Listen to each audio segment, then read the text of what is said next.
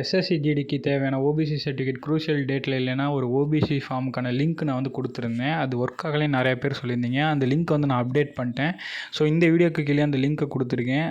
வேணுங்கிறவங்க டவுன்லோட் பண்ணிக்கோங்க. ஸோ போன வீடியோ டாக்குமெண்ட் என்னென்ன டாக்குமெண்ட் தேவைங்கிற வீடியோ பார்க்கலைன்னா அந்த வீடியோ பாருங்கள். கீழே டிஸ்கிரிப்ஷன்லேயும் லிங்க் தரேன், மேலே ஐகார்ட்லேயும் லிங்க் தரேன்.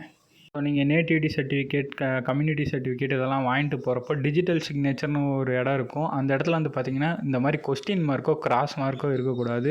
ஸோ அந்த இடத்துல டிக் மார்க் தான் இருக்கணும். நீங்கள் டிக் மார்க் வர மாதிரி வாங்கிக்கோங்க. அது டிக் மார்க் இருந்தால் தான் அக்செப்ட் பண்ணிக்கிறாங்க மோஸ்ட்லி.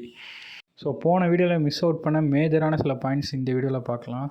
தென் நிறைய பேர் உங்களோட written exam admit card miss ஆயிடுச்சு அப்படிங்கிற மாதிரி சொல்கிறீங்க. ஸோ அது வந்து நீங்கள் டவுன்லோட் பண்ண முடிஞ்சால் டவுன்லோட் பண்ணுங்கள் உங்களோட லாகின் போர்ட்டலில் போய். அப்படி அது இல்லாட்டினாலும் ஒன்றும் பிரச்சனை இல்லை. நீங்கள் ரன்னிங் போகிறப்போ உங்களுக்கு ஃபிசிக்கலுக்கு தனியாக இன்னொரு அட்மிட் கார்டு வரும். ஸோ அதனால் ஒன்றும் பிரச்சனை இல்லை, அதை பிரிண்ட் எடுத்துக்கோங்க.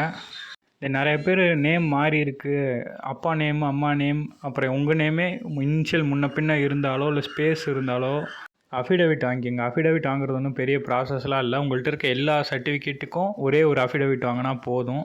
நீங்கள் நோட்ரி கிளப் லாயர்கிட்ட போயிட்டு இந்த மாதிரி எனக்கு அஃபிடவிட் வேணும், இந்த மாதிரி நேம் மாறி இருக்குன்னு சொன்னாலே அவங்களே அஃபிடவிட் உங்களுக்கு ரெடி பண்ணி தந்துடுவாங்க. தென் மெடிக்கல் அண்ட் ரன்னிங் ரிலேட்டடான டவுட்ஸை வந்து கிளியர் பண்ணுற மாதிரி நெக்ஸ்ட்டு வீடியோ அப்லோட் பண்ணலான்ட்டு இருக்கேன்.